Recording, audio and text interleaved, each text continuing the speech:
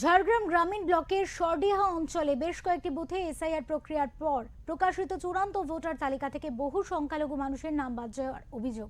স্থানীয়দের দাবি, ফাইনাল তালিকা থেকে হঠাৎ করেই অনেকের নাম বাদ পড়ছে, যার ফলে ওই এলাকা জুড়ে ব্যাপক উদ্বেগ ও ক্ষোভের সৃষ্টি হয়েছে। সমস্যার সমাধানের দাবিতে বৃহস্পতিবার গ্রামবাসীরা ঝাড়গ্রামের জেলা শাসকের দপ্তরে হাজির হন এবং সেখানে অবস্থান বিক্ষোভে শামিল হন। তারা লিখিতভাবে জেলা শাসকের কাছে আবেদন জানিয়ে বিষয়টি খতিয়ে দেখে দ্রুত প্রয়োজনীয় ব্যবস্থা নেওয়ার দাবি জানিয়েছেন।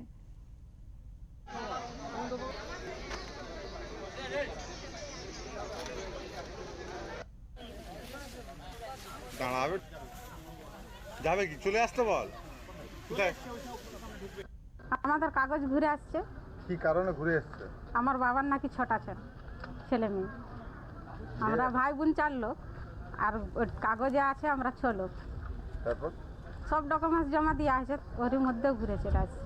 ভোটার লিস্ট থেকে নাম বাদ চলে গেছে। হ্যাঁ, যে আপনারা এখন কি জানাবেন কি জানাবো বলো, সব ডকুমেন্টস তো দিছি, এবার কেন ঘুরে আসছে বলো।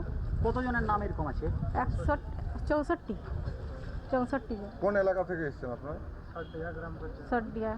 সরডিয়া গ্রাম পঞ্চায়েত।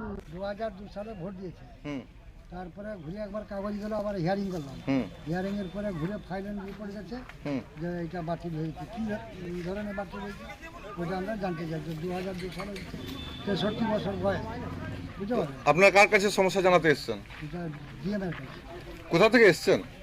সর্দিয়া অঞ্চল গ্রাম প্রাথমিক। তো এখন কি করবেন? এখন এই যে দেখি অ্যাপ্লাই করবো, দেখি কাগজে কি ভুল হয়েছে, কি ব্যাপার। কি নাম আপনার? সে কাহার এরকম কতজনের নাম ভুল হয়েছে আপনাদের এলাকায়? এই বুথ চাই 64 64 জন।